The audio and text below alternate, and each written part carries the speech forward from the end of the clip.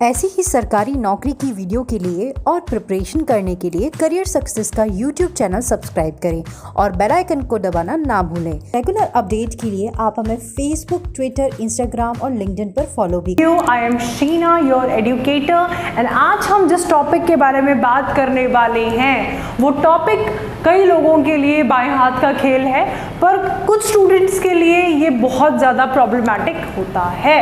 I know both the categories, जिनके लिए ये इजी भी है और जिनके लिए ये बहुत ज़्यादा मुश्किल भी है, राइट। दोनों पहलुओं पे बात करेंगे, दोनों साइड्स को देखेंगे कि अगर स्ट्रॉन्ग है तो उसको स्ट्रॉन्गर कैसे बनाया जाए, because we all know there is always room for improvement. ठीक है, ये रूम फॉर इम्प्रूवमेंट, ये शायद कुछ स्टूडेंट्स को समझ ना आया हो। इसका मतलब कमरा फॉर इम्प्रूवमेंट नहीं है। रूम डज नॉट मीन कमरा और एनी स्पेस हियर। रूम का मतलब होता है कि अभी भी गुंजाइश होती है इम्प्रूवमेंट की, चाहे आप कितना भी अच्छा क्यों ना हो अपने फील्ड में, ज़रूर से आपको इम्प्रूवमेंट की भी ज़रूरत होती ही होती है, राइट। चलिए, idioms and phrases, I have already mention कि हम इस बारे में आज बात करेंगे। तो करियर सक्सेस के तरफ से आप सब लोगों के लिए एक गुड न्यूज़ और है।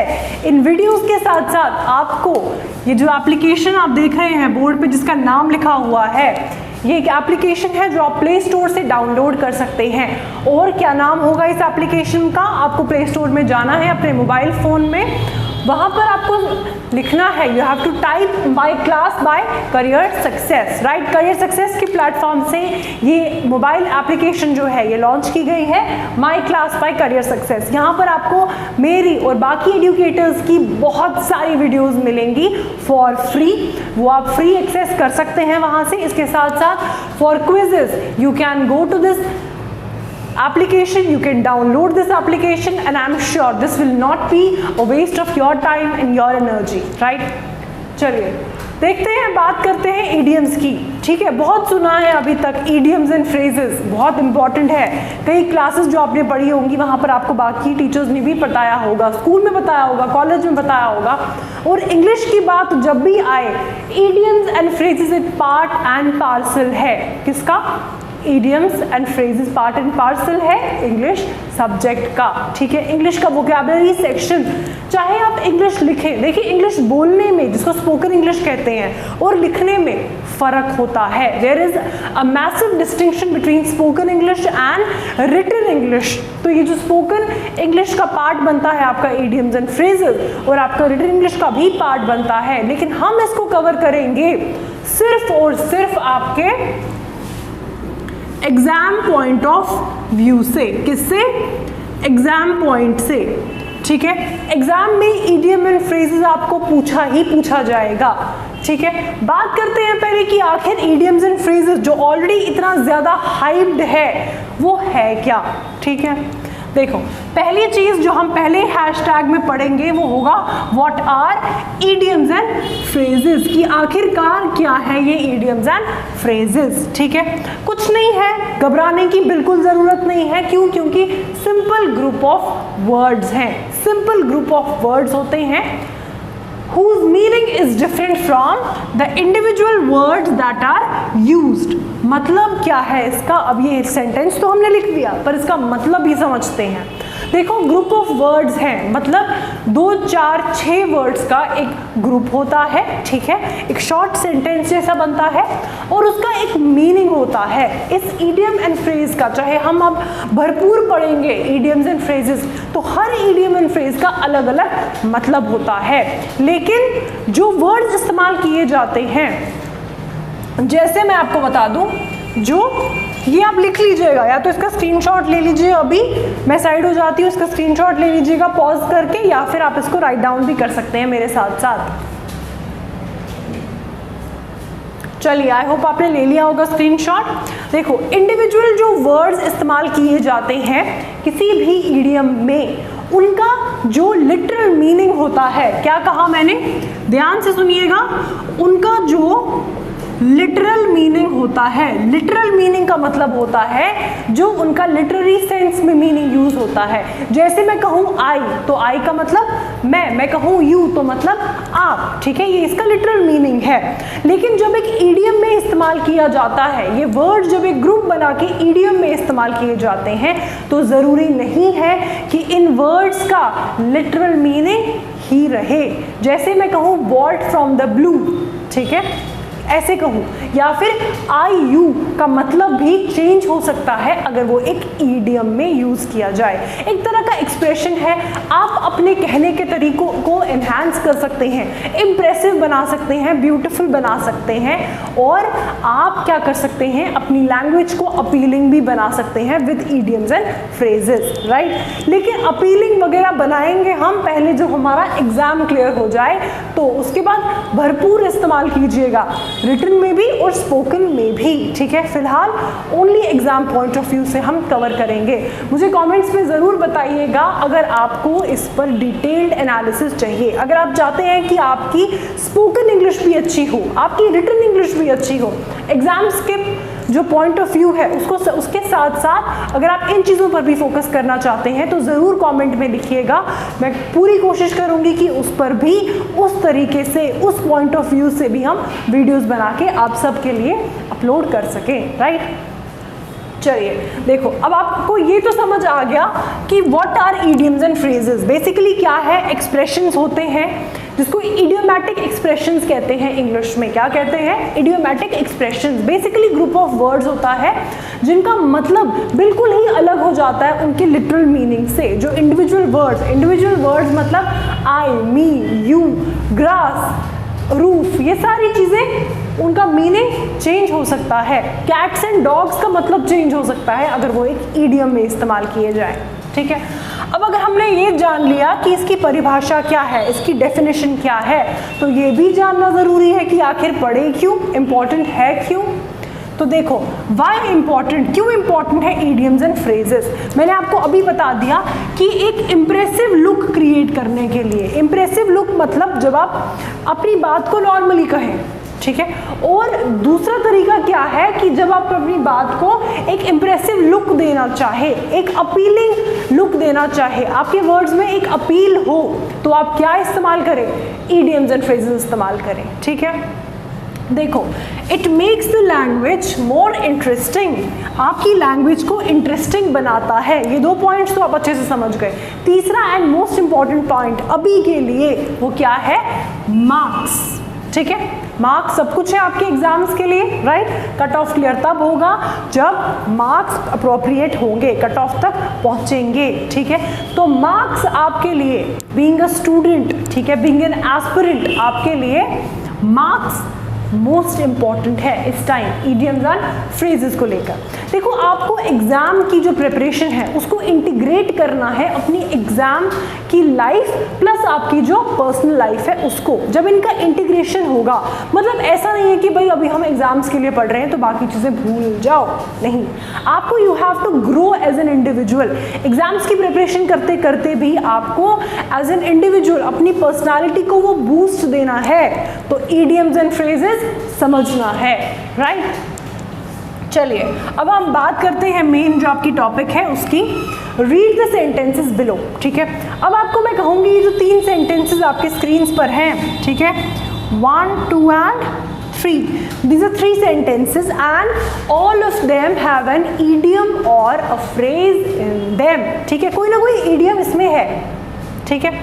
अब अगर आप समझ गए कि idiom कौन सा है, ठीक है, ध्यान से सुनिएगा मेरी ये लाइन, ये सेंटेंस की अगर आप समझ गए कि ईडियम कौन सा है इन 3 अलग अलग सेंटेंसेस में, तो what do you have to do, you have to go in the comment section, write down, type the idiom there कि कौन सा ईडियम यहाँ पर इस्तेमाल किया गया है। लेकिन बिल्कुल एक सेंसिटिव तरीके से, एक बिल्कुल सिविलाइज तरीके से किस तरह अपना कमेंट भेजेंगे, आप लिखेंगे सेंटेंस नंबर 1, फिर इसके बाद कि कौन सा ईडियम यहाँ पर इस्तेमाल किया गया है, ठीक है। अभी लिखिए सेकंड, फिर कौन सा लिखा है, थर्ड, फिर इसमें कौन सा ईडियम लिखा गया है, राइट। तो लिखिए फटाफट से, I will give you few seconds, pause करें वीडियो, देखें इन सेंटेंसेस को, आराम से इनका मतलब समझने की खुद कोशिश करें और देखें कि कहाँ पर ईडियम छुपा हुआ है। इन 3 सेंटेंसेस की मैं बात कर रही हूँ, बाकी सब भूल जाओ, बस इन 3 सेंटेंसेस पर फोकस करो।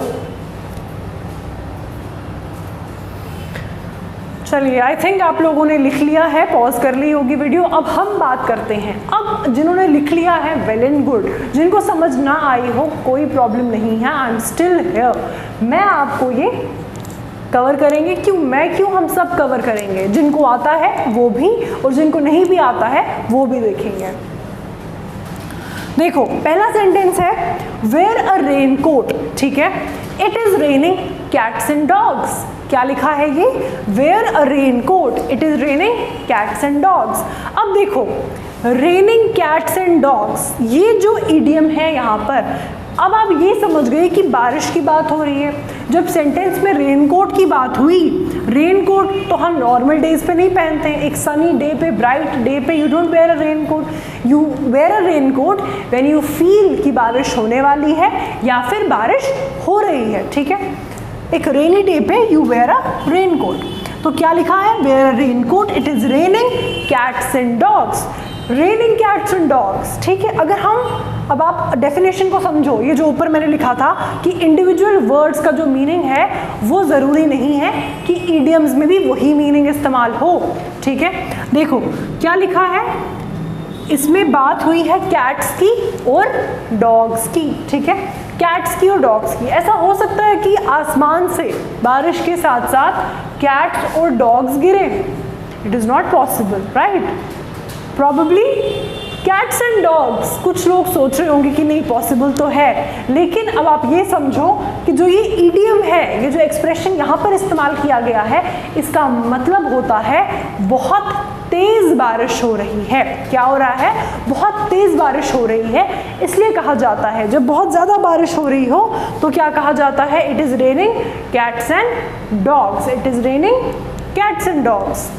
अब आपको इसका मतलब समझ आया होगा इस सेंटेंस का कि एक रेनकोट पहन लो। क्यों? क्योंकि बारिश बहुत ज़्यादा हो रही है, ठीक है। I am going to rub this, I hope आपने लिख लिया है।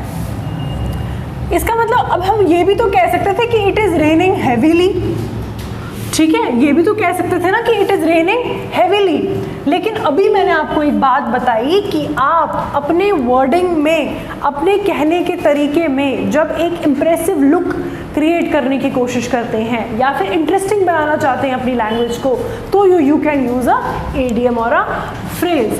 देखो क्या है, to rain cats and dogs, यही लिखा है। अब आपको बता दूं, ये इसका ये मतलब नहीं है कि बिल्लियां और कुत्ते गिर रहे हैं ऊपर से, बारिश उनकी हो रही है। नो, इसका सिर्फ और सिर्फ मतलब है कि to rain cats and dogs मतलब टू रेन हैवीली, या फिर आप सिंपल कह सकते हैं हैवी रेन, ठीक है, बहुत ज़्यादा, जिसको आप कहते हैं हिंदी में बारिश हो रही है तो रेनिंग कैट्स एंड डॉग्स, ठीक है। ये बात आ गई आपके पहले ईडियम की, ठीक है, क्लियर हो गया। नेक्स्ट की बात करते हैं, there is no need to lie now. इस लाई का मतलब है झूठ बोलना, ठीक है। क्या होता है लाई? झूठ बोलना। लेकिन लाई का मतलब होता है सिंपल, किसी बेड पर अगर आप लेटे हुए हैं तो I'll lie down now, ठीक है, I'm very tired, ठीक है, ऐसे भी बोला जाता है। लेकिन यहाँ पर इस lie का मतलब है झूठ बोलना, to tell a lie. There is no need to lie now, झूठ बोलने की कोई ज़रूरत नहीं है अब। क्यों? क्योंकि सरिता has already spilled the beans. क्या है? सरिता has already spilled the beans. भाई अब इसका मतलब क्या है? spilled the beans का क्या मतलब होता है?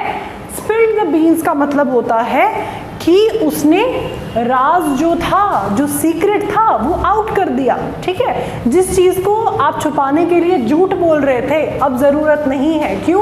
क्योंकि सरिता नाम की ये लड़की है, इसने ऑलरेडी स्पिल कर दिए हैं बीन्स। अब देखो यहाँ पर बीन्स की बात आई, ठीक है। बीन्स मतलब एक तरह का वेजिटेबल है जो आप खाते हैं, राइट। तो बीन्स को स्पिल करना, बीन्स को स्पिल करना मतलब उनको खोलना, ठीक है। जब आप उनको काटते हैं बीन्स को, when you cook that vegetable, ठीक है, एज अ वेजिटेबल, तो you are saying she is already spilled the beans. भाई इसमें झूठ बोलने में और बीन्स में तो कोई रिलेशन ही नहीं है, तो ऐसा क्यों कहा गया? क्यों? क्योंकि ये एक ईडियम है, spilling the beans.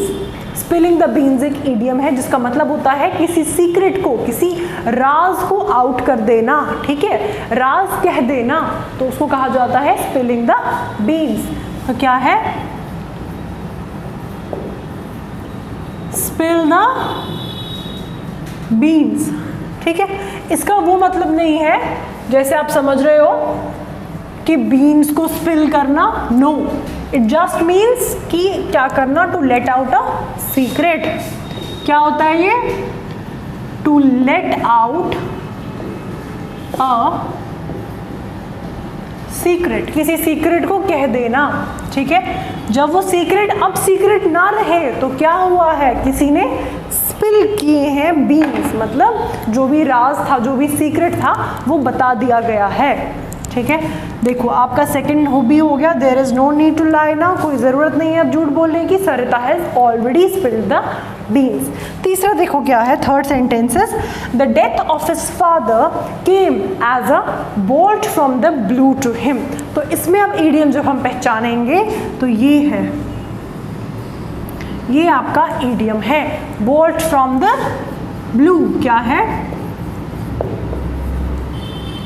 Bolt from the blue. मतलब बोल्ट फ्रॉम द ब्लू का मतलब क्या है? भाई ब्लू तो एक कलर है, ठीक है, और बोल्ट का मतलब होता है झटका। क्या होता है? झटका, ठीक है। Bolt from the blue, bolt को कहते हैं झटका, या फिर आप कह सकते हैं जब बिजली कड़कड़ाती है, दैट इज द बोल्ट, ठीक है। जब बिजली कड़कड़ाती है तो बोल्ट, ठीक है। Bolt from the blue. अब इसमें ये ब्लू कहाँ से आ गया और ये बोल्ट कहाँ से आ गया? अब आप सेंटेंस को समझो, सेंटेंस का अगर आप पूरा सेंटेंस पढ़ते हो तो आपका जो 80% ईडियम है वहीं से क्लियर हो जाना चाहिए, ठीक है। देखो, the death of his father मतलब डेथ की बात की गई है, ठीक है। अगर डेथ की बात की गई है तो मतलब ज़रूर है कि कहीं ना कुछ मॉर्निंग है, ठीक है। मॉर्निंग और मॉर्निंग, देखो ये दो अलग वर्ड्स हैं। अब ये भी यही समझ लो, एक मॉर्निंग तो आपको पता है सुबह, उसको क्या बोलते हैं? मॉर्निंग, ठीक है। इसको, इस मॉर्निंग को डॉन भी कहते हैं। डॉन नहीं, DAWN, DON वाला डॉन नहीं, ठीक है। ये नहीं बोल रही मैं, not this one but this, from dawn to dusk. इस dawn का मतलब होता है मॉर्निंग, और डस्क, डस्क का मतलब क्या होता है? DUSK, डस्क का मतलब होता है इवनिंग, ठीक है। सुबह से शाम तक जब आपको कहना हो या कहना हो फ्रॉम मॉर्निंग टू इवनिंग, तो आप ये भी कह सकते हैं from dawn to dusk, right. चलो, इसका मतलब है मॉर्निंग, सुबह का जो वक्त होता है, सुबह का जो समय होता है, दिस इज मॉर्निंग। दूसरा मॉर्निंग, इसके स्पेलिंग देखो, इसकी स्पेलिंग है MOURN, मॉर्निंग। इसका क्या मतलब होता है? इसका मतलब है जब कहीं कोई सैड न्यूज़ है, ठीक है, कोई डेथ हुई है किसी की, ठीक है, या फिर कोई एक्सीडेंट है, जनरली आप डेथ के साथ यूज़ करते हैं मॉर्निंग। इसका मतलब है जब आप शोक में डूबे हुए हैं, ठीक है, जब आप शोक में डूबे हुए हैं तो there is an atmosphere of morning, ठीक है। कैसा? एक बहुत ही ज़्यादा सैड एटमॉस्फेयर है आपके आसपास, तो मॉर्निंग है, ठीक है। देखो, बात हुई है डेथ की। The death of his father came as a bolt from the blue, ठीक है। तो बोल्ट फ्रॉम द ब्लू का क्या मतलब होता है? इसका मतलब होता है समथिंग अनएक्सपेक्टेड।